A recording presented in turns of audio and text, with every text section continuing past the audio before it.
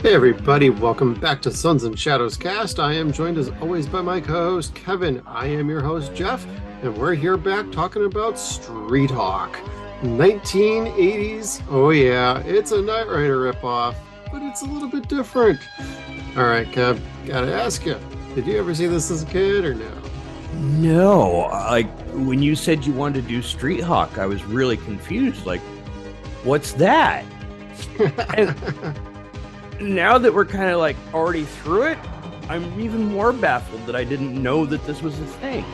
Goddamn pal. I mean, we had Airwolf, we had Knight Rider, we had Street Hawk.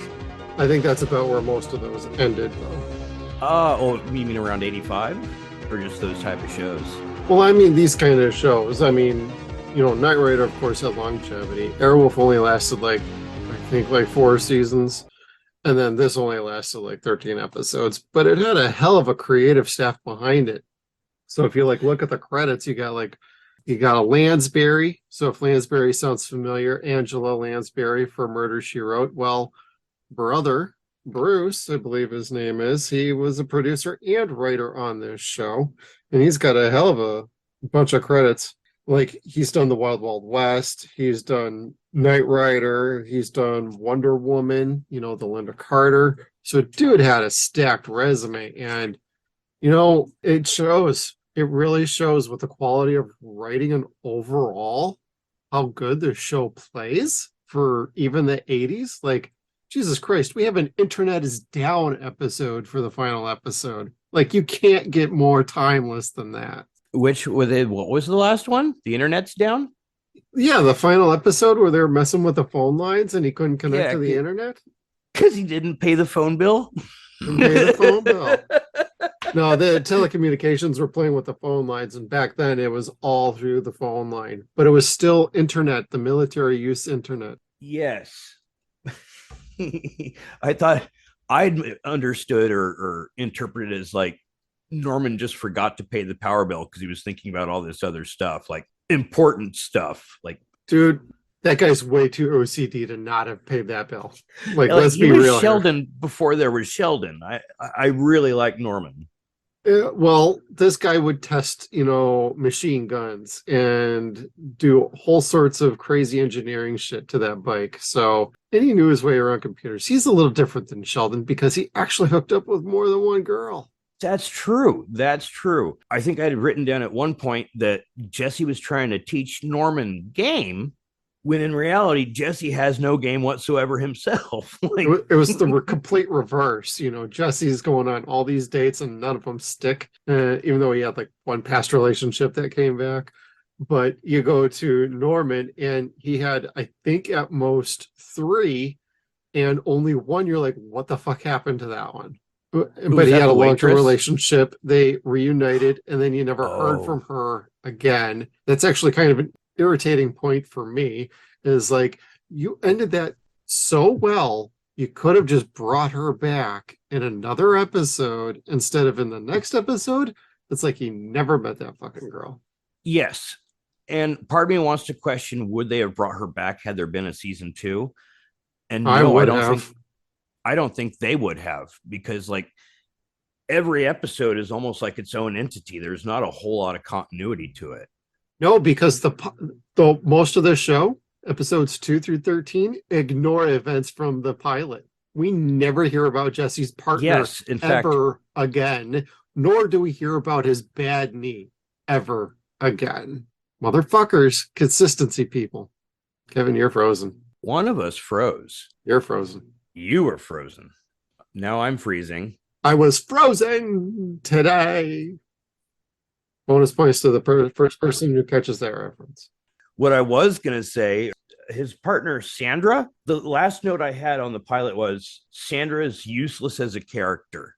And she did not come back after that. And it's like, well, at least I called that one right. Oh, the public relations partner? Yeah, Rachel was the second one, and the long-term one. Sandra was the first one. And it wasn't that she was a bad actor. No, it was just the character wasn't written as interesting for that episode. No, and she probably had scheduling conflicts because, that's still a thing today where you shoot a pilot, and by the time they get around to a season order, some people can't come back or can't commit because they're onto something else. She might have gone into plays. She might have gone onto something else entirely, a movie or another show where she was cast as an actual regular. That might not have been written initially as a regular character. That's another point for Jesse where he's not exactly in public relations after the first episode either. No. He's a special investigator or, police troubleshooter. Why don't you just fucking give him a detective badge and call it a day?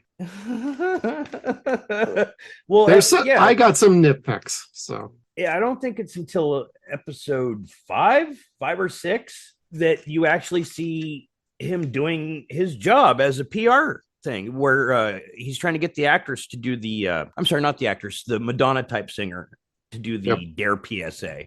And I was like, well, shit, he's finally doing something with public relations.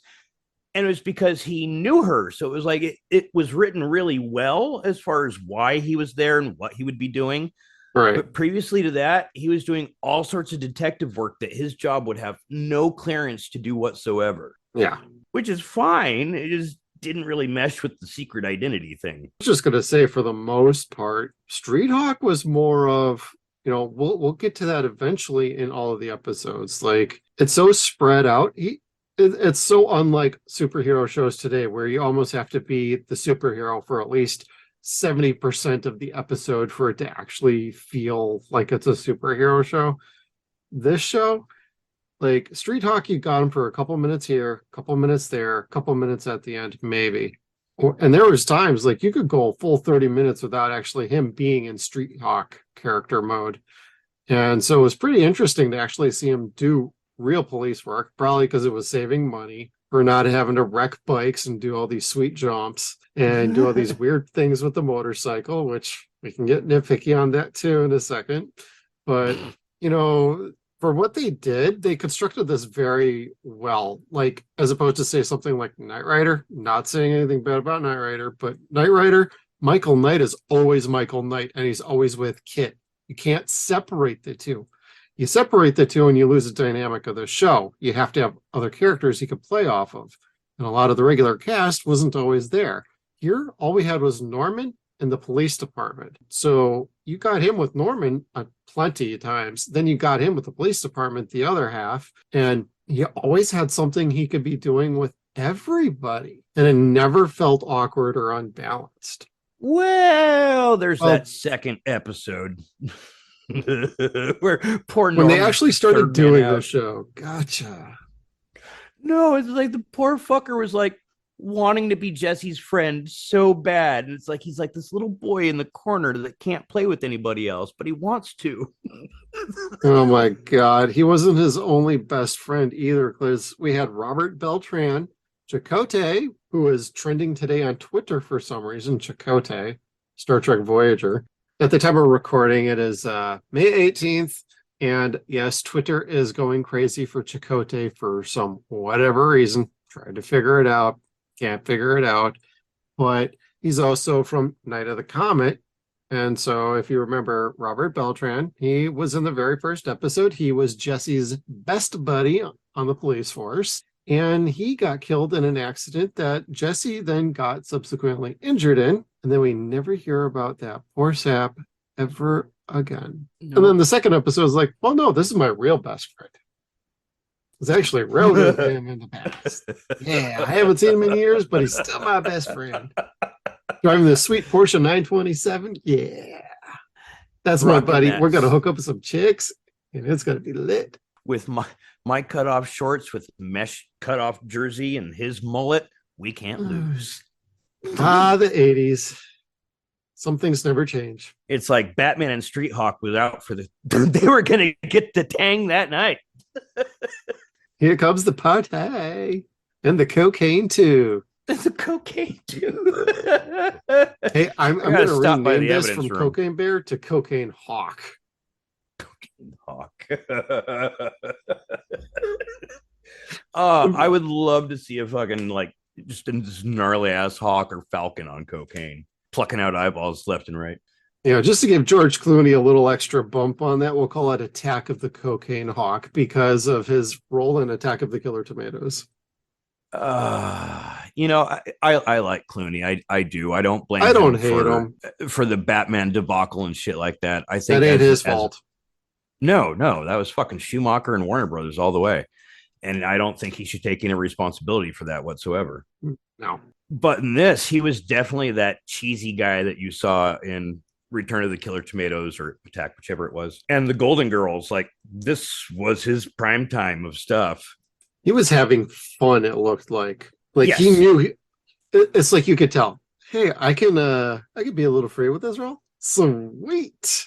I get to be a gigolo thief. Yeah. Gigolo thief.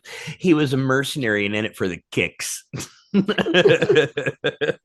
makes me wonder if this is where, from Full House from when we were kids, if this is who they modeled Jesse after was the real life George Clooney, with the long flowing hair. That would be cool.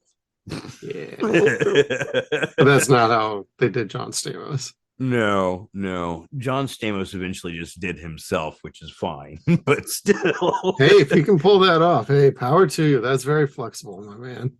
Stamos is another guy that's like, you want to kind of be like, oh, okay, Full House, but it's like he's never really been bad in anything before. Nah, John Stamos is a good actor. I like him. Yeah. What show are we talking about again this week? Street Hawk. That's what it was. So, like, there's this big long montage. Like, how long is the episode? 52 minutes? 48 minutes with everything. With everything. I mean, it's the opening theme into then the opening narration, which I don't know why they didn't just combine the two. And then you have the episode and then the credits. And back then you had 12 minutes of commercial time. So it was always 48 minutes-ish. Yeah, it was pretty on the nose. Like you had to have that many commercials. And they were spread out the same way. It wasn't like it is now. Right. I almost 0-pointed myself there. His character, I didn't dislike the mercenary aspect of it. The story itself was pretty common. Yeah. But it was common more so after Street Hawk, I think, where two people are polar opposites and they've been best friends for so long, like Magneto or Professor X. Yeah. Friends, but split apart, and then they're fighting and they don't know that they're fighting each other. And then when they do, they try and save each other's asses. Yes. Which pretty much happened here. But to your point, yeah, this became a really big problem of formula in the 90s after all of this. Yes, it did. A lot of things became formula after this, like a lot of shows. But at the very end of that episode, what I truly loved the most was the look on Norman's face, like, and next time I'll fucking kill the rest of your family. Yeah. Like, he was so happy that fucking Clooney died.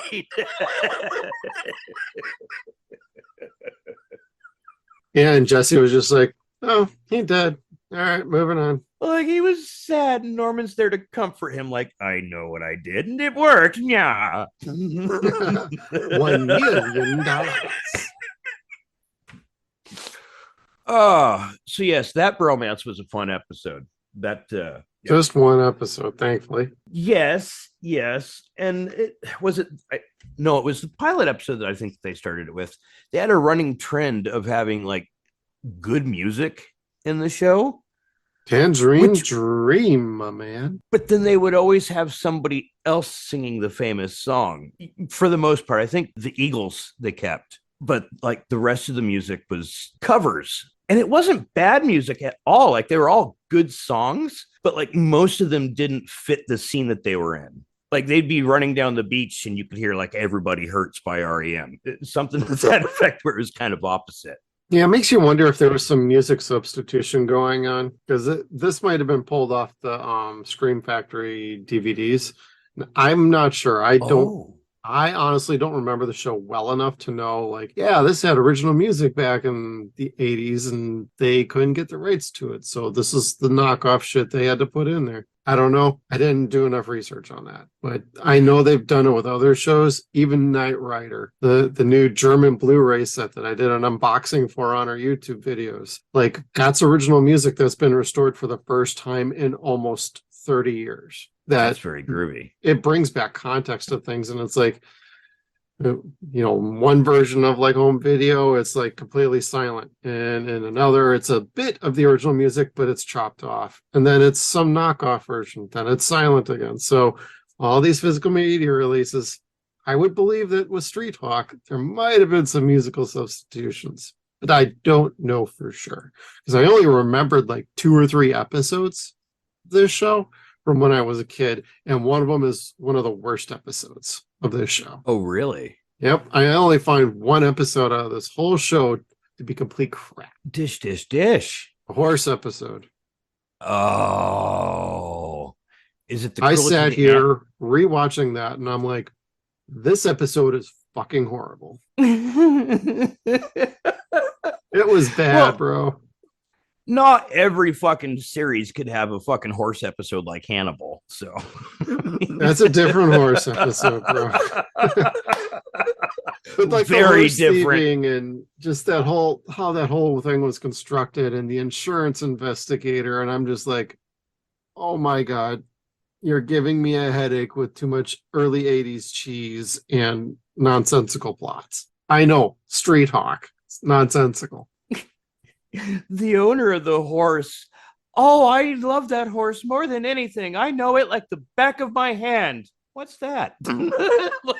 And didn't realize that wasn't her fucking horse. Doesn't come into the name, doesn't have the same fucking spots. I was just looking at an old VHS tape that was just used a couple days ago, and that is my horse. No, if that's your fucking horse, you know within a split second if it's really your fucking horse, regardless of what you're looking at. No shit. And then the best part, well, for me anyway, as far as poking fun at the cheese, is they show off camera, so not showing it all, that they dug a hole in the stall where the horse died, and they found the horse's body. Like, they just like picked up dirt from one side of the horse, threw it on top of the horse, and just buried it again. That made like no sense to me. Yeah, I'm kind of like, so the horse's body was there the whole time, and like no methane vapors were coming up and starting fires or nothing. Okay. Oh no. It You're right. It was not the most interesting thing. Did you have an episode you thought was pretty bad? Like, we'll get this out of the way so we can get the other fun stuff. Honestly, no, I don't really think that there was. Like, none of this was all that terrible. Like, for what this is, basically they had a bunch of extra money to spend and said, go play on the back lot of Universal Studios. So they were just like experimenting with different shit that they could use, different sets. They did a good job. Yeah, they did a good job of making the most of what they had. One of the episodes I liked more made absolutely no sense, and that was the Vegas run where the dancer Sybil Danning. Yes. So did I just throw you off track? No, I did it to myself because I didn't look at the end of my notes. Like, was there something at the end that I didn't like? There probably is. Yeah, that she didn't get further undressed. I don't know. There was that. Well, she wanted a bath drawn, Kevin. That was rather funny. I want it hot. I found it. It is okay. So it's episode 13. It was the last episode where they start talking about how bad vigilantes are. Oh, yeah. And they show this group of vigilantes going to fuck shit up, and some of them aren't qualified to do that morally. Some of them aren't physically qualified to do that. And you're just kind of like, I've seen this before. Oh yeah, The Dark Knight. Hey. Yeah. So I mean that part wasn't so bad, but it also wasn't so good either. They had some cameos that kind of spruced that up, though. Yes. In the episode prior to that, we had Clue Gallagher alert, and in this one, they couldn't get the man because he was already, I don't know, maybe filming Dirty Dancing or something at that point in 85. Or Roadhouse. Roadhouse. So they couldn't get Patrick. So Don Swayze was on hand. Who knew? Little brother. Yeah, like looks exactly like him. Well, reasonably close. Reasonably, yes. Like you could definitely see it in the eyes and the mullet. The mullet, definitely. The mullet and the chin give it away. The mullet in the chin. But no, I mean, I was just gonna say, like, speaking of like these guest stars, like you had the guy from like NYPD Blue before that, who was Menlo in episode 12, and then you had like Ted McGinley, who was Jefferson in Married with Children. He was in episode 9 for a brief minute. And you just had like a bunch of names. You go George Clooney, you go Sybil Danning. I mean, the list is like long, but every time I saw a familiar face, I'm like, I know that person, even if I couldn't think of their name. So the show is littered with a bunch of fantastic guest stars and cameos. Yeah, but I'm looking over my notes and I didn't notice Jefferson anywhere. Oh, poor boy. How did I catch that? Yes, the Hot Target episode, and he was the gate security guard. No shit. Yep, that's when That's they cool. were trying to get the laser out of the facility or figure out what was happening with the boss. Oh, I've got That's where Charles Norman found his Napier. girlfriend. I liked that episode. She had one of the best lines where I think it was the monkey she's talking to saying, "Don't forget that I'm the one that saved you from vivisection." Yes. That episode is so good. We'll get to that later with the 6-pack challenge, but that's in it for me. Oh, here's one that annoyed me more than the other. Episode 10, Murder is a Novel Idea. Gee, I wonder where they came up with that name. Yeah, right. Angela Lansbury. Mr. Lansbury. Sure, bro, you could take a name. Mrs. Potts. Mr. Potts. Anyway, the lady wanting to be sensationalist and like going to prove that she's a better detective than the actual Metro PD or whatever town they're in. That was annoying. Her personality of like always wanting to screw people over got really annoying fast. I agree with that. But I enjoyed the fact that she published this book outing who she thought was the real killer, was wrong, was going to get in trouble for it, except for the real killers thought that she knew that they were the ones that, I don't know, it was a weird episode. Like they could have just left her alone. They still wouldn't have found out about the murder. Yeah, I thought that was completely funny. And then her ending is, I'm going to tell you in my next book who the real Street Hawk is. I'm going to reveal his identity. And I'm like, you nut job. You're going to come up with some fake ass name. You don't know who it is. Because every time they even remotely tease that, nobody knew what the fuck they were doing. It's like he rides a motorcycle like a pro. And yet you have somebody on the police force who mysteriously vanishes every time Street Hawk's around, who's a former motorcycle pro. That wore a cape. Come on, Clark Kent. It's not that difficult to figure out who Street Hawk might be. But yes, I wouldn't say he drove like a pro because his turns at 200 degrees were perfectly 90-degree angles. That's one thing I thought they could have maybe done a little differently.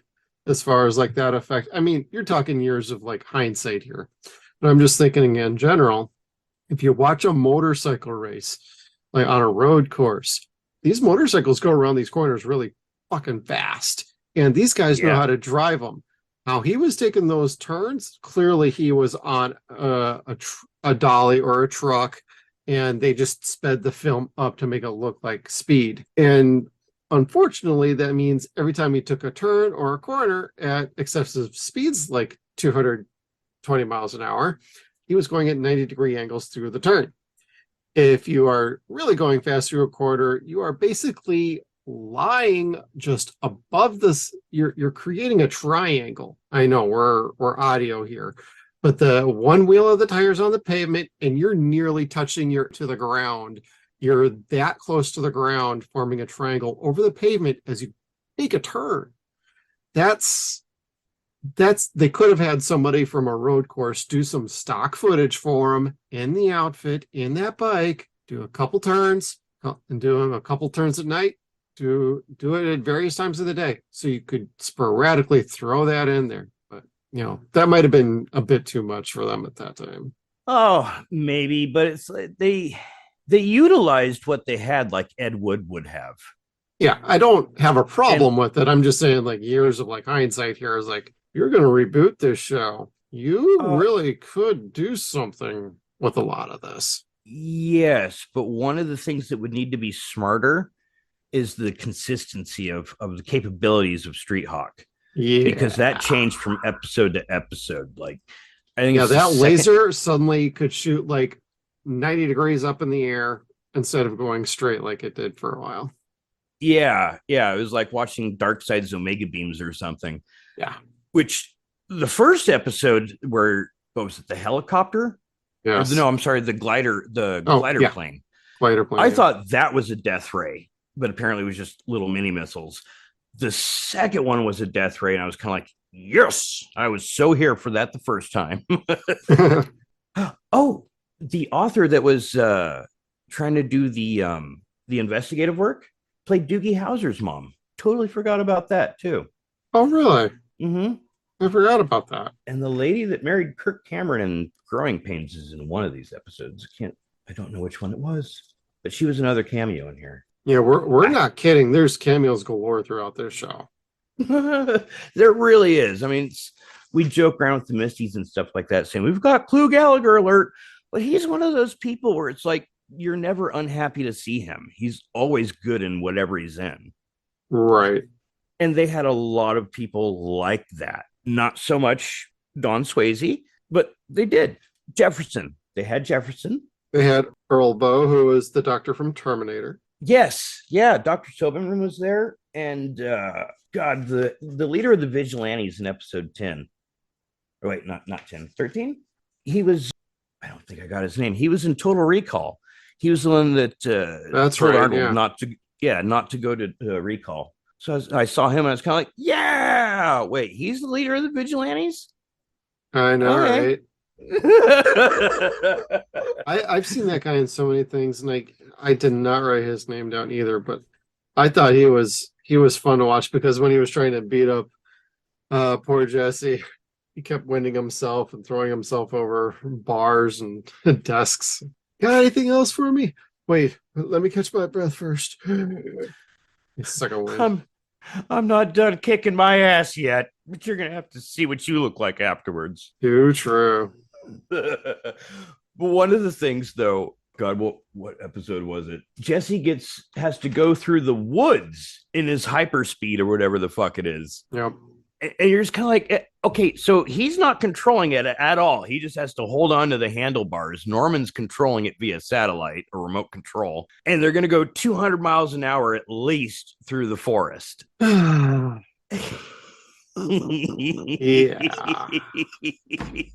All I could think of was, buckle this. Ludicrous speed, go! I'll get the comb first time through the desert. Hair pick. It's bad enough doing it on the fucking LA streets where there's stoplights and shit like that. Oh my God. Yeah, that too. But I mean, LA is never that deserted, you. No, not at night, not during the day. Well, maybe during the 80s at certain periods, maybe, but certainly not now. No. And many people are sleeping on the roads. I mean, yeah. There's a lot of that up here. But that's a whole other subject. Yeah. That's a whole other episode too. Yeah, it's a whole different tent that they're pitching with that one. Pun. No, I just 0 pointed.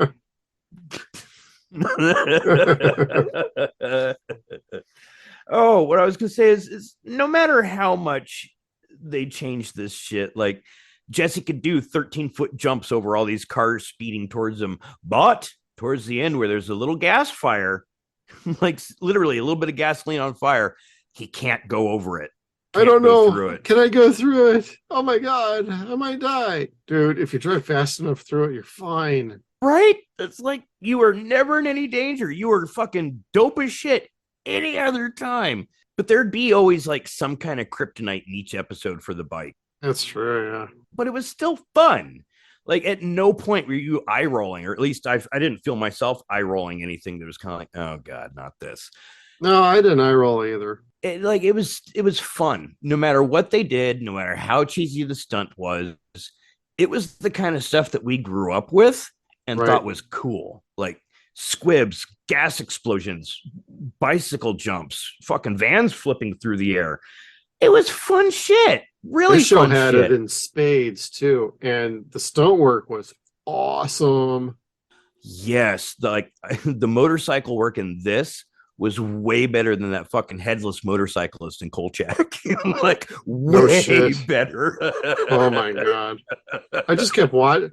I don't know. I just kept watching it and I was having a blast watching this. Like, I didn't feel bored at any time, even with the one episode I didn't really like. But like, it was all very interesting, compelling, and it gave you everything from the 80s you could ever want or ever remember. It had it. And the show even brought the sexy too. Like, it did not shy away from trying to feature like beautiful women or dudes. So if you're whatever you're into, this show's got it for you. Jesse's got his shirt off plenty. And there's plenty of girls in bikinis because the show is set in LA. Just saying. Yeah, there is a lot of eye candy. There's a lot of things that wouldn't pass anymore, but things that you grew up with and you're just kind of like nostalgic for in a way, I guess. At least that vibe or tone, like you said, bikinis everywhere. Just not G-string. So this was a network show, people. It wasn't that crazy. Oh God, what was it? Might have been the Vegas episode where the two dancers get off the stage and the stage manager says, you two could be poster children or poster girls for water retention. And I was like, oh my God. You two could be poster girls for water retention. I'm like, whose big brother came up with that shit? Yeah. It's like somebody had this magical pickup line and they're like, hey, let's make it worse. Yeah. Like I had to write that down to memory. It's like I need to figure out some time to use this in context. Pretty much. Oh, that shit had me, but you're right. It fit the tone of the sexy. And again, I know I make fun of it, but it was a huge thing at the time. Like in the early 80s, no dudes bought shorts. They cut their fucking pants in twain. And fucking a lot of times dudes would be having cheek or sack hanging out the back end of the fucking shorts because they cut them so high. Jesse did that in this too, with a football jersey that's pretty much see-through mesh that goes down to his rib cage. But that was hot in the 80s. That was something I never understood. I want to say my dad probably dressed like that a few times in the 80s, and I don't know. I remember he did have the cutoff shorts. Oh, that's a visual not needed. Yep. I mean, I've had to do that once, but I cut it off at the knee. So it looked more like prison shorts than anything else. Jorts. I had a point to that. I just don't remember what it was. I'm just thinking more stuff that I was like, it's silly, but it's fun. Yeah, most of the show really was like that, though. The Arabian, that was the name of the horse episode. Yes. And I couldn't stop laughing because the horse in question was not an Arabian. They showed an Arabian horse in that episode, but it wasn't the one that died. Nor did they feature anybody of Arabian descent. No, they didn't. But Arabian horses are hard to miss. They're giant and beautiful. Like they really are. My cousins had one growing up, and the thing was like a giant dog. It was the most playful thing on earth. Like he was just cool. What was his name? Muja. Ooh. I don't believe that's an Arabian name, but it was for him. Oh, they God, what was the plot that they took that on? What, the horse episode? John Q, where the insurance fraud. Yeah, that was just not a rip off. John Q was that type of trope, like the kidnapping for the insurance fraud. God, you could see that a mile away. I'm surprised, like, they let the two actors, like the main villain of that, the husband with the mustache. Oh my God. The first time I saw him talking to Jesse, I'm like, Jesse, just fucking put a bullet in him and get it over with. You know it's him. They made Jesse like this very intelligent character, but in this episode, it felt like they made him completely stupid because he was going up against a woman insurance investigator. It's like, come on. Like, this wasn't needed then, and it's not needed now. No. When they try to do good, they do bad in this show. There is no empowering for anyone. And anytime they try to be like inclusive in this, right? It's disgusting to watch. Like it's cringy at this point. Episode 7, the Chinatown Memories. That had my hand over my eyes throughout like at least a quarter of that episode. And like mildly offensive. Yeah, like this girl that's a runaway that Jesse knew or used to date again. It was British, but slightly Chinese because she was raised by Chinese people. Yeah, she. It was so weird, and then magically Jesse knows all about the Chinese culture. Magically. I just wanted to shake my head and put my head in my hands, like, stop, make it stop.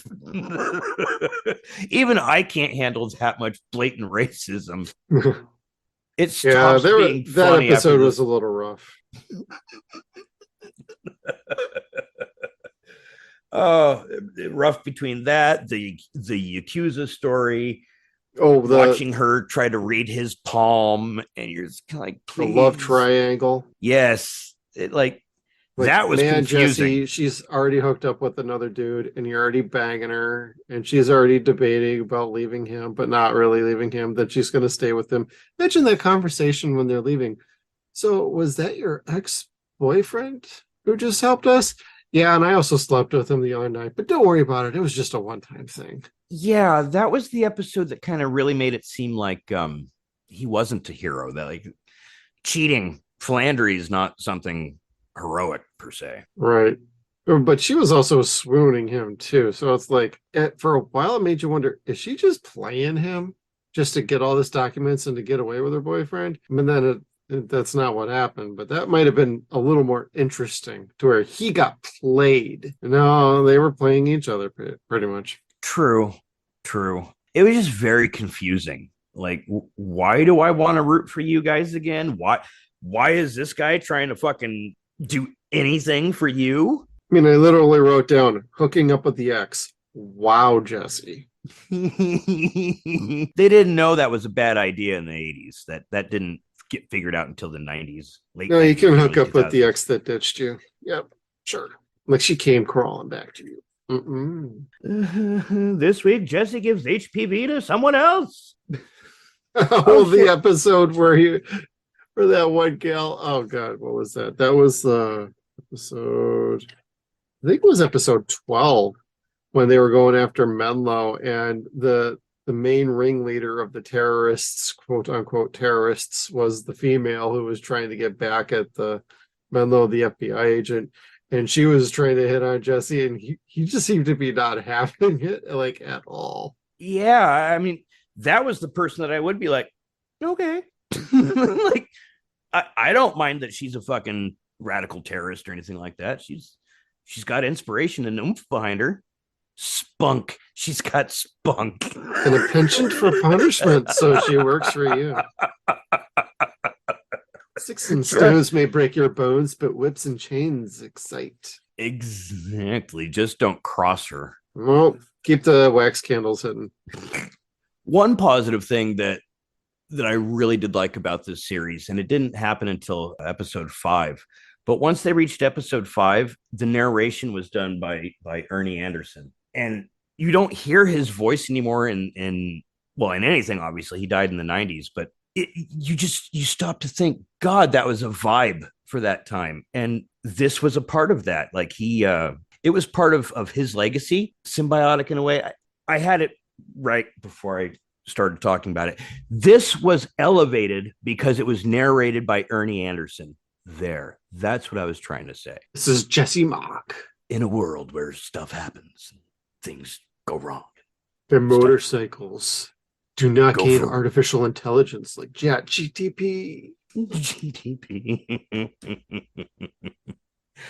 Oh gosh, what was the episode where Jesse was trying to intimidate somebody? So he was like shooting on the left side of him, shooting on the right side. I'm sitting there thinking to myself, why don't you just take that laser and take it across one of his legs? Yeah,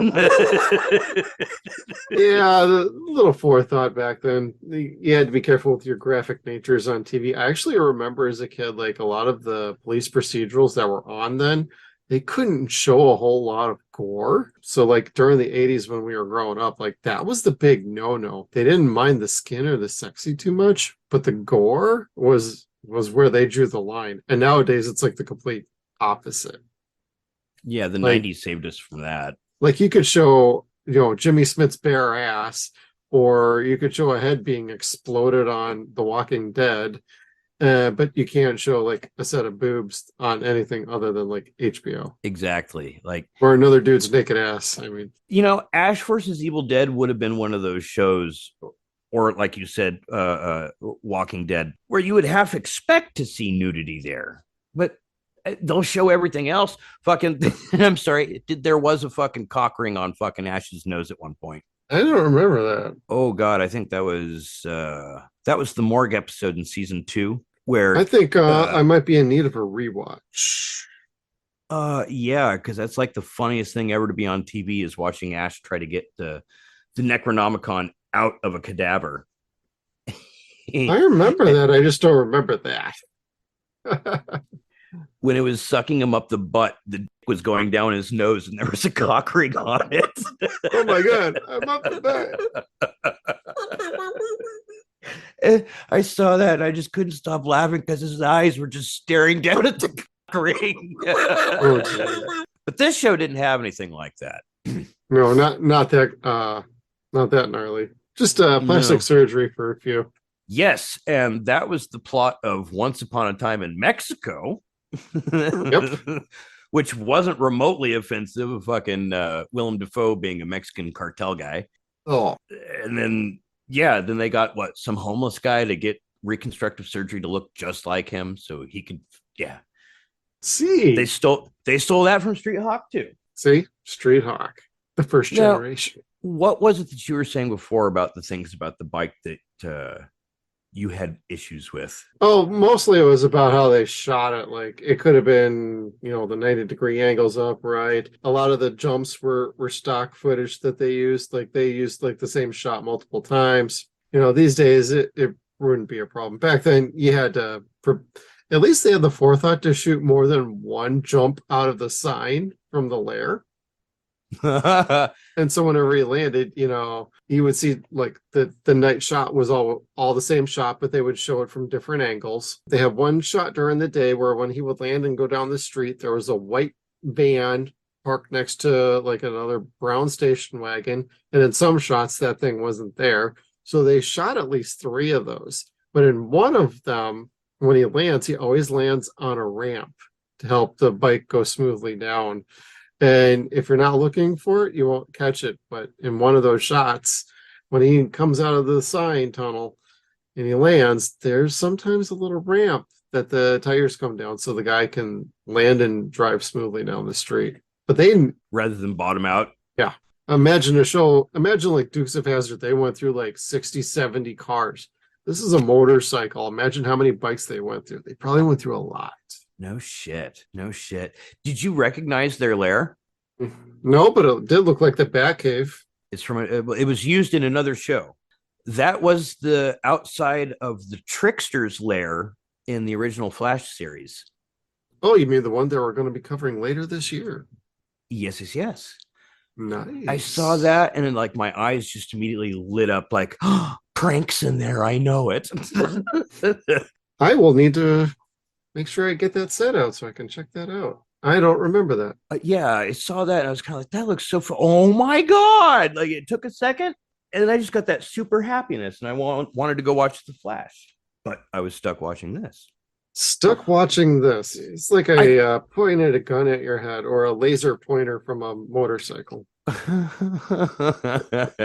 I still think they could have used that laser a lot differently. They just needed a shark. I know. Put a laser beam on its freaking head. You know what they did that was kind of like comic books that I really did enjoy? What's that? Sort of. Is they had certain knowledge of certain types of military technology, but they didn't know everything that it could do, or they didn't know what exactly the terms meant. Jesse's helmet works the same way that an Apache helmet works, where the pilot, wherever the pilot looks, is where the gun's going to aim. And they do that on here, but very rarely does it actually work, where like Jesse looks at something and it gets shot. Like he misses a lot for the way it's supposed to work. Yeah, he's got to work on his aim. Quit looking at other shit, Jesse. Yeah, focus. It's right between your legs. You just got to aim straight and just go for it. God forbid he fucking catch somebody's ass as he's driving by, chasing bad guys. I'm a pig. I'm sorry. No, you're not. I'm not sorry. You'd only be sorry if it's a Slim Jim. Oh, yeah. Yeah. I've been sorry after eating a fucking Slim Jim. I think we all have. Once. I took a bite once. That's usually how much it takes. Oh, and considering, like we said earlier, the fucking chief had the old-fashioned glass bottle of Pepto-Bismol. Norman should have been the one that had a fucking like gallon of Pepto at his fucking desk, because like he's always like, "Oh, you made it, thank God." Have faith in your product, my man. I liked Altabella. He was a fun character. I also liked that towards the end of the show that he got a little more like active Friendly with things. Yes, because for like the first third half of the season, he's that typical hard-nosed chief that's always sucking the Malox and unhappy with everything, until you get to one point where you figure out, or they start writing it out to be, Jesse has the ability to cheer up the commander and get him unpissed off. And that started to be interesting. I know there was quite a few interesting concepts like that in the show, because you don't really see that. Like the pissed off chief, that's a trope. Usually you're the one pissing the chief off, and you have to like succeed at something for him to be like, yeah, well, he's worth being a pain in the ass. Yeah. The main character that is the wild card, the pain in the ass, is the class clown that could fucking cheer up the teacher. That's neat. You don't see that anymore. You know, the episode where we had, you said Earl Bowen. That was also the episode with Clue Gallagher. Jerry Burns from Max Headroom, since we just talked about that. He was also in that episode. Like, and it was as further as you get along, that like the cameos started getting better. And I don't know if it was they got more money at that point, or like it just worked out that way. That it turned out to be better as they went along. Well, I also think that their writing on an overall level like was really excelling towards the very end. Yes, it's got that one episode towards the end that I'm not a fan of, but doesn't mean it wasn't well written. So at some point in the middle of this show, like, you know, consistency and details might say one thing, but overall the writing was really matching the actors. Like they really dialed in like Jesse, they really dialed in Norman, they dialed in their relationship, they dialed in everybody. I think they finally found the formula for the show, because the way it was shot, the way it was edited, it felt like it was really hitting its stride. And then it's over and it's like, well, shit, I could have put up with another season or two of this. And clearly they had the talent for it. It's just too bad. I tried to figure out why it was canceled. All I can figure out was it was a mid-season replacement that got delayed, and it just didn't succeed like the other show that they had put on instead. That is too bad, because there was nothing really wrong with this show. Like its campiness and cheesiness was forgivable. It was an adventure show that we only had so many of at that point. Because things like that, Dukes of Hazzard and Knight Rider, they didn't air all at the same time, did they? Not that I'm aware of. Like they were spread out between 80 and 80 something, 86. Yeah, like Knight Rider was on a completely different night. It had a very different vibe. Michael Knight did not really work with the cops all that much, let alone be a former be a police officer. So, and Jesse, I mean, Jesse was just a straight up cop. So, and he kept his day job. He easily could have like quit that because if he's on, government payroll, maybe he's making a little more bank. I mean, he had a sweet beach house. Had the sweet beach house. He could have been on the take too. We don't know that. And sweet Mustang. That was an awesome Mustang. The sweet Mustang. It was yellow though. Did it have the black stripe? I think, yeah. Yeah. Okay. It did look cool about that one. Did it? I mean, I would have bought it with that color if it was red and black, maybe, or Ford blue. That would have been sweet.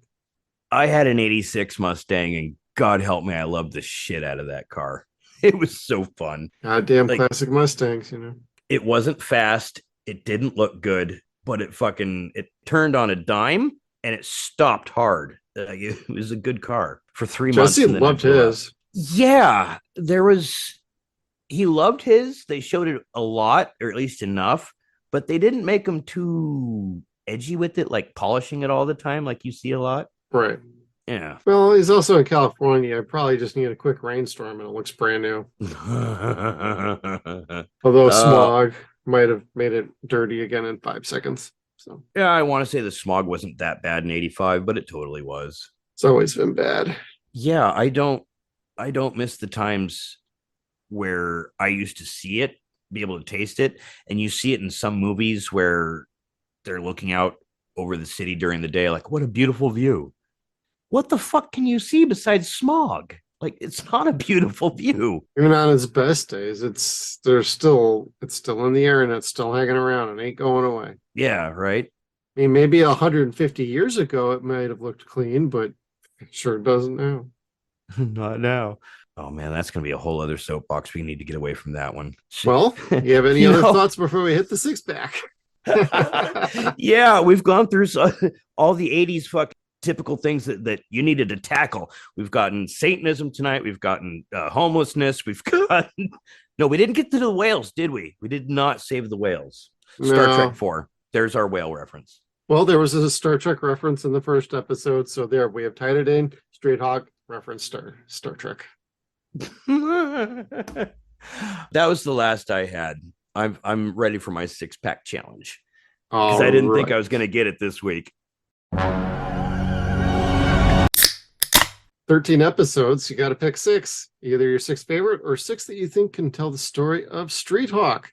Kevin, do you want to go first or you want to throw it to me? I'll hit it first this time. And what I said, it was harder. I didn't know if I was going to be able to pick it. It was like all these episodes for the most part are like independent. Like there's no continuity to it per se. Nothing goes back to a previous episode. So like what I was able to find was just a progression of character. So my first one, of course, is the pilot. That's the introduction of the core cast. Jesse Mock, Norman Tuttle, and Commander Altobelli. We see Jesse's origin story as a superhero, gives a reason to want to be an Avenger. Of course, like you said, his partner was killed by Doc Brown. Let's see, we see Jesse's first disregard for personal safety, making him a perfect candidate for Street Hawk, which I always thought was funny. He has zero disregard for personal safety. That's the man we need. Yeah. Let's see. We learn who and what Street Hawk is, as well as her daddy. This is the only time you'll see any sort of authority above Norman. After that, Norman is the boss. Let's see. Would have been nice to see that guy one more time. At least, like, some sort of progress report or some inclination that they work for the government. Yep. So we figure out what Street Hawk can do. And we see the first and last of Jesse's partner, Sandra. Hi, Sandra. Second one, number 2, is the second episode, A Second Self. We see a beginning of a trend that makes up the 6-pack this week. Norman very much longs to be Jesse's friend. We also see Earth 2 Jesse and Clooney's character. Jesse without moral compass. Let's see here. We start to see that Norman Jesse has a moral compass. Yes, he does. Yeah. Jesse's moral compass is Norman. Without Norman, he has no moral compass.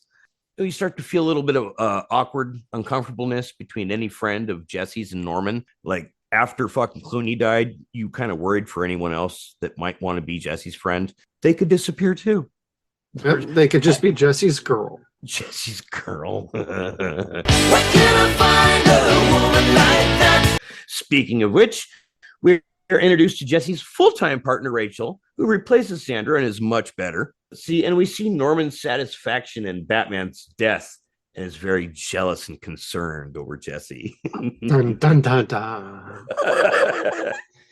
The next one was episode 4, which is the Vegas run. This is where we see Jesse and Norman start to hang out socially. And Norman's character starts to evolve beyond boss and guy in the chair. Like, he starts having more of a personality to him. And the next one is episode 5, Dog Eat Dog. This is the first time we hear narration by the legendary Ernie Anderson. Excuse me, Ernie in a World Anderson. Cannot impersonate him at all. Let's see here. This is the first time we see Jesse actually doing his job as a press liaison for the Metro whatever police department. Next episode is episode 9, Hot Target. We start to see Norman's past. This furthers the friendship between him and Jesse. Norman has to call up his ex, which she ends up being the damsel in distress. Didn't need to be, but that was their motivation to go. Let's see here. And you start to see Norman open up socially to Jesse. And the last episode, or is the last episode, Follow the Yellow Gold Road. We see how Norman reacts to not being in control of Street Hawk. That was interesting. We see Rachel really start to become part of the show, which was unfortunate because it was the only episode where she does show any like strong character trait. Let's see here. We see what happens when the phone lines don't work for Norman. Internet's down. Yeah, and we see that the ending should have ended with ludicrous speed. Like, you see him just flying off, but they should have ended it with ludicrous speed. They didn't. They had one last little epilogue, and you're like, it would have been so much better just having him speed off that last time. And that was it. That was like my 6 episodes of progression. Well, much like you, the first episode really sticks out for me to start with. It's the one you have to start with, regardless of whatever you're watching elsewise, because it's the basic setup to the whole show.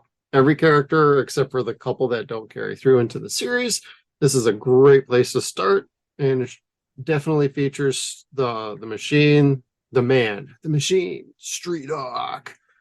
It's basically the best promo reel you could have for this show. So if you can't make it out of the first episode, maybe the same for you. So I totally recommend it. It's got some great cameos, lots of stunts. He definitely spends a good amount of time investigating his buddy's death. So that's a very good driving point of this episode. It's just too bad it doesn't carry forward through the rest of the show, where every time they only bring up the accident once or twice throughout the rest of the show, and they never talk about anything else in regards to that other than, hey, you were in an accident, weren't you? Yeah, I was in an accident. And he basically just plays it off like, yep, that's all it was just an accident. It was more than an accident. Your best buddy got killed and your leg got fucking wrecked. Your knee was shot. You had to have a total knee replacement or whatever it was. And can't even bring that up and be like, there's a reason why I want to work alone, because my last partner got killed. The Dirty Harry scenarios. I mean, they could have that if they were going to play it a little more down and dirty and gritty. That would have been the way to go. I just felt like you could have brought it up here and there, and you could have played it up for good dramatic effect. You didn't always have to have Jesse having a problem with a girl, and it was Jesse's girl. Yeah, it's a different girl every week, which is, I'm not one to judge, but you got to be careful. Yeah, he got to hit that apparently. And then I'm going to follow. Good. I'm going to follow that up with episode number 3, actually. Not that I didn't like the Clooney episode. That was fun. And I totally appreciated him driving a Porsche. Totally in character for George Clooney. Awesome job. But I like the third one because it's basically where Norman and Jesse are starting to actually sort of work together a bit more. And it's like Norman's going interested in the waitress that's interested in him. So you're kind of you're starting to get behind Norman a little bit. And I wrote down, ask for her number, you nit. When she asks, like, is there anything else I could get you? Or is it to say, like, I'll take your number? Just saying. But they were playing with shady cops and diamond robberies going on in this episode, and I felt like it really showed Jesse more in human mode than in Street Hawk. So you got to see him actually as a cop quite a bit more. And that really fit the format of the show and what they would do going forward. So you start to see the pattern of him, like, he doesn't rely on Street Hawk. He uses Street Hawk as a tool to, carry out the justice or get to somebody in time. It's not, I'm really Street Hawk, but I'm playing Bruce Wayne for, I'm going to play Bruce Wayne for 90 minutes of a movie and never beat Batman until the last 5. And after that, I'm going to go to an episode that we've mentioned, but I don't think you would appreciate this one. It is episode 7. The girlfriend, the flame episode, Jesse's flame, where the love triangle happens. The one thing about this episode that I felt was really good, though, was the federal government was getting in the way of Jesse. And it made Jesse very pissed off because he didn't know what to do. Like, okay, I'm supposed to be working for these guys, but I'm also getting in their way. They're getting in my way. And I'm also trying to take down this Chinese mob. And I'm having issues from both sides. What am I supposed to do? And it felt like a nice little pinch on his character where he's like, we're really on our own here. We might be working for the same bosses, but we're on our own here, Norman. And I kind of like that. And the lies, the hooking up with the ex, I just was laughing. I was having so much fun with this episode, and I probably shouldn't have been. But it's just, I saw the romantic triangle, and I'm just like, this is so bad. It is so fun. It was like watching a train wreck. I was just like, Jesse, don't do it. Don't kiss. Oh, and yep, you slept with her. Good job, Betty. Did you recognize her boyfriend? He looked familiar, but I didn't look his name up to see who he was. At the moment, his name escapes me, but that is Master Shredder from the original Ninja Turtles movies. So it's like, he had never cheated on her. Just saying. I kept waiting for him to fucking do something because I know he's Master Shredder. You're fighting a superhero now. At least you have an opportunity to. But no. Super villain, motherfucker. I would have rooted for Shredder over Street Hawk. I'm just that kind of guy. Dude, that would have been a combo for a new film instead of Batman Ninja Turtles. It could have been Street Hawk Ninja Turtles. But after episode 7, I'm going to follow that up with the Unsinkable 453. It's the prison break episode. And I like this one because you don't actually get to see the villains in full force until 30 minutes into the episode. There's so much else going on in this where Jesse's trying to figure out who the hell the guy that was broken out of prison, who he was, and what they're really all trying to do.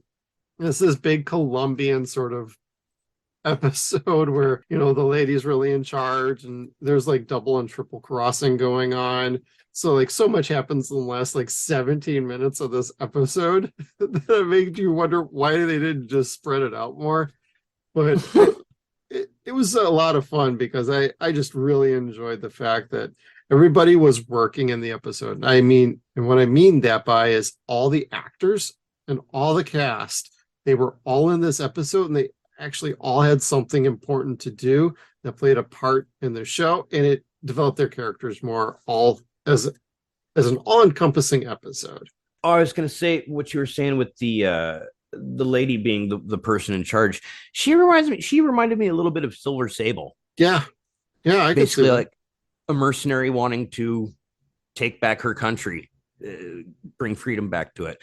I didn't necessarily see her as a bad guy, other than those are sometimes the best villains where they think they're in the right. Yeah, or maybe they are. Thanos. Following that up is episode 9, Hot Target. Jefferson, that scored me like halfway to making this a six-pack challenge episode. I really liked how they blew up the station wagon, and in the next shot it's sitting right back outside in front of the hideout. And I'm thinking you could have shot one stock footage scene without the station wagon and just the Mustang. Just saying.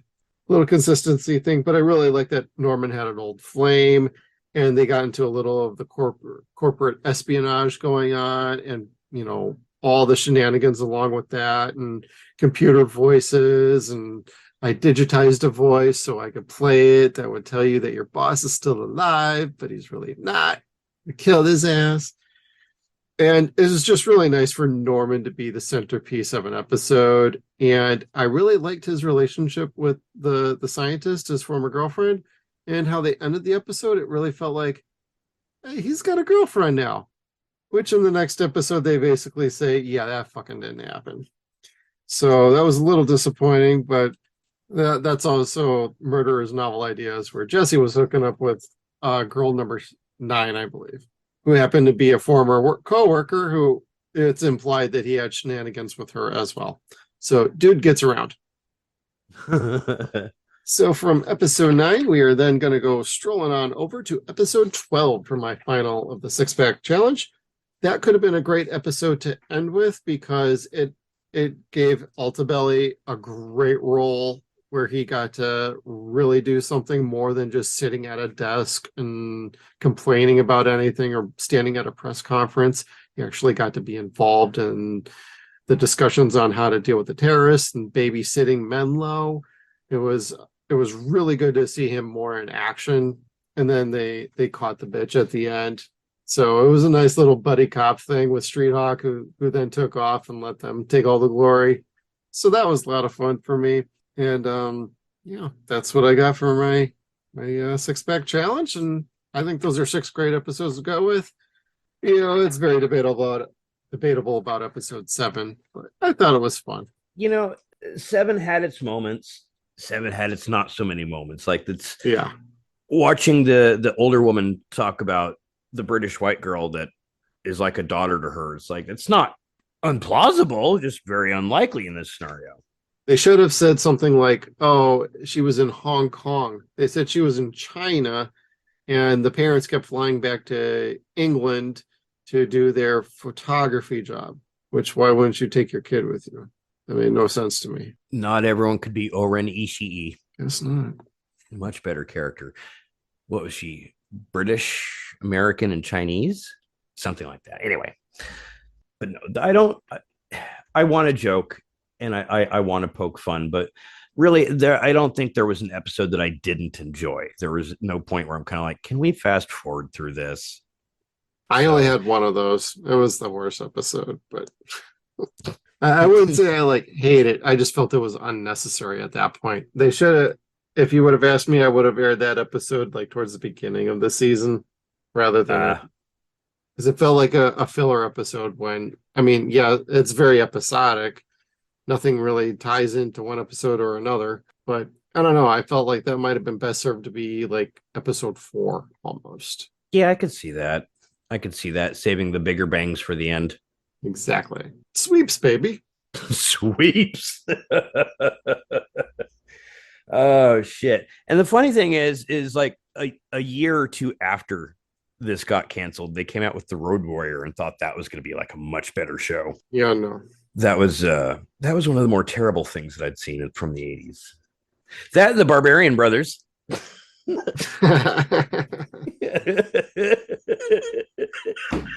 Bad 80s, bad. Yeah, rose-tinted glasses for the 80s. We don't forget the good, and we wish we could forget the bad. Yeah, but this, my parting thought for this show is if you're a fan of Universal Studios, if you've been and you like the backlot and stuff like that, or you like Universal movies, definitely watch this because they go nuts on the backlot where they have the courthouse in the lady parks. That was Hill Valley, which is funny because you're like, oh shit, Christopher Lloyd was in just 4 episodes back.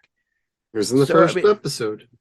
Yeah, and then they go to the Red Sea that Moses parts in History of the World. There was just a bunch of little things.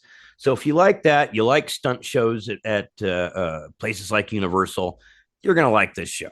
Highly recommended. Yep, lots of Easter eggs, lots of great cameos and guest stars, and fun stories. There's not really much of a dull moment going on with this show. It is a lot of fun that a lot of people don't remember, but some do. And the people that do tend to think of it fondly.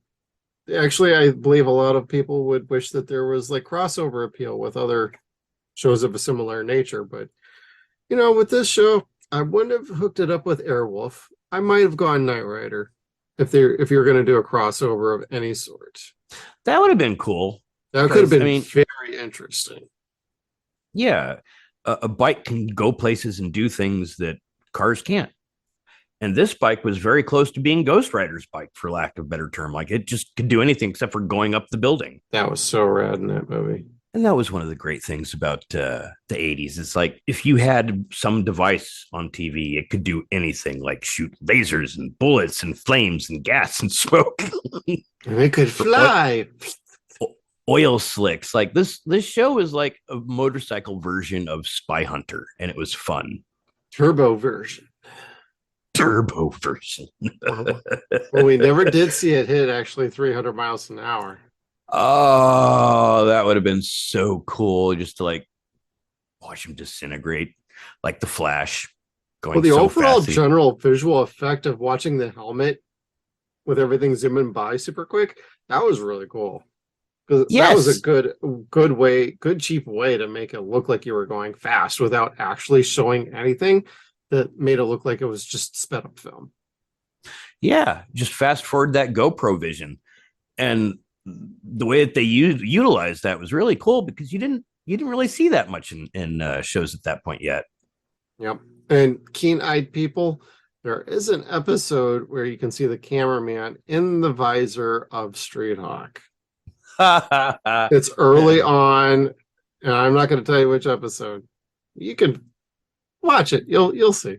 And for anybody looking for where you can get this show, it's on Amazon Prime. It's like $1 or $2 per episode. The season's like, I forgot what the price was, but it's available there. Or you can go on the actual Amazon or someplace where they sell the Scream Factory not Blu-ray, it's a DVD set. So Scream Factory DVD set, it's about $24. But hey, if you're into the 80s, this is a great pickup. Yeah, there's a lot worse being put on the air in the 80s than this. Oh yeah. Like, remember, Max Headroom is great in my collection, and this is right next to it. what about Webster? Facts I of don't know what Life. you're talking about. Webster came on just before. Anyway, or Belvedere. Alfonso Ribeiro is always cool. Yes. And I wanted that goddamn train in their living room. I know, right? Oh, those are other shows we could talk about. Yep, but instead of that, let's head into some social media, Kevin, and wrap this bitch up.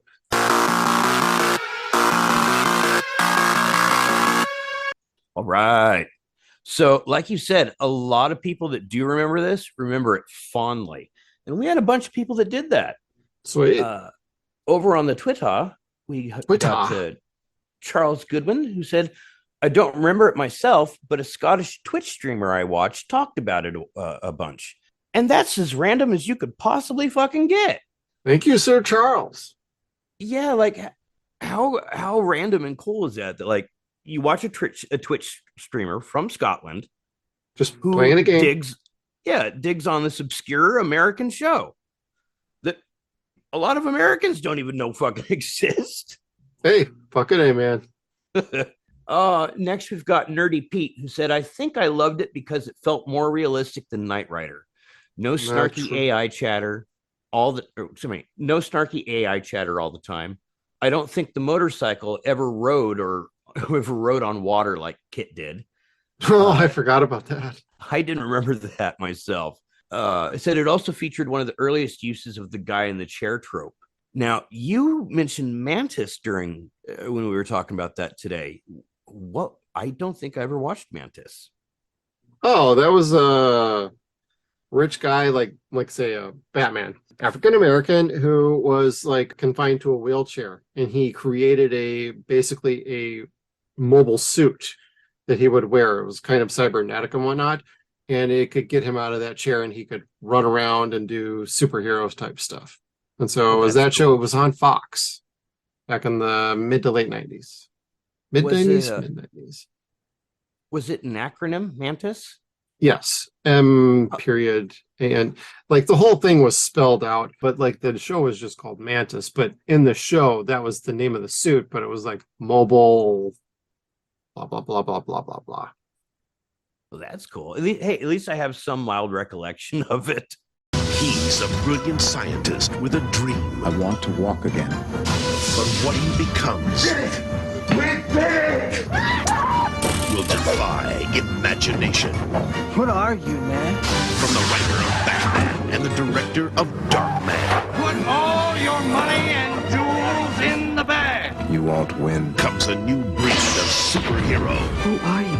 Call me the Mantis. Mantis premieres Friday, August 26th.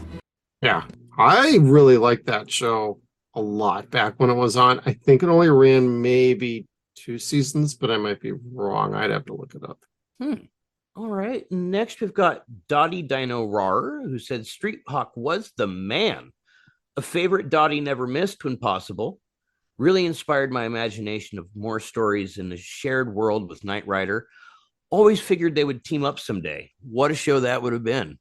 I would agree with you there. Like, I could just see, like you said, not so much maybe Airwolf, but that would be cool too. Airwolf, the A-Team van, Kit, Street Hawk, all those things going screaming down the fucking freeway would be cool as hell. I could see that with the A-Team. That'd be actually because they're both centered in LA. Yeah.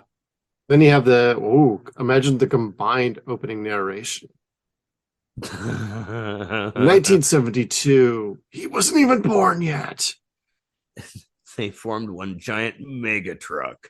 Oh, okay. Mantis, 1 season, ran from 94 to 95 on Fox. What's funny is I know what I'm thinking of. I can see the helmet and the face, the cybernetic suit, but I'm also seeing Meteor Man in my head, and I know that's absolutely not it. And then next we've got Jake Peck, who said, I prefer Michelle Yeoh's Silverhawk myself. First of all, Jake, kiss my ass. Secondly, you're probably right. That looked really cool from the picture you showed today. Yep, I'm going to agree. It made me think of the cartoon Silverhawks, which apparently that is definitely not what it is. But it looked like a much cooler version of the Prince of Space. And I kind of want to go look that up and watch it now because I've never seen Michelle Yeoh in anything that I didn't like. Same. Yeah. So thank you for that, Jake. I will go look that up. Awesome. And then Matthew Weeks said, I loved it too. I like the idea of an injured man going around so no one suspected it was him. Made him vulnerable and the show more realistic. That is true. It was very seldom that you'd see someone with a disability being the handicap outside of Superman's glasses. That's not much of a disability. That's true. Just saying. Unless you ask my wife, who just got contacts. Yeah. Let's see here. Next, we hop over to Facebook, and Michael Gilstrap said, I liked when Norman Tuttle went into witness protection went into the witness protection program as Frank Fontana in plain sight on a TV show called Murphy Brown. Murphy Brown. Okay. Now, I remember him being on that show. I didn't remember that it was him until after watching this, but I never really watched Murphy Brown. I just remember the commercials. I vaguely remember that show. I know I watched it, but I don't remember much about it. I know it was very popular. It was just never my thing. Yeah. See here. Next, we've got Skeets, who said, my thoughts on it are, never heard of it. Skeets, kiss the other side of my ass. It's nice knowing you. I love Skeets. I don't care. Oh, yeah. Let's see. Luther Willis Dedich said, I watched all 12 weeks of this show. That would have been cool. I would have liked to have seen this airing, like episodically. It would have been cool. I'm pretty sure I did, but I only remember like 3 episodes. I'm pretty sure I watched them with my dad. See, this is something I probably would have enjoyed watching with my dad.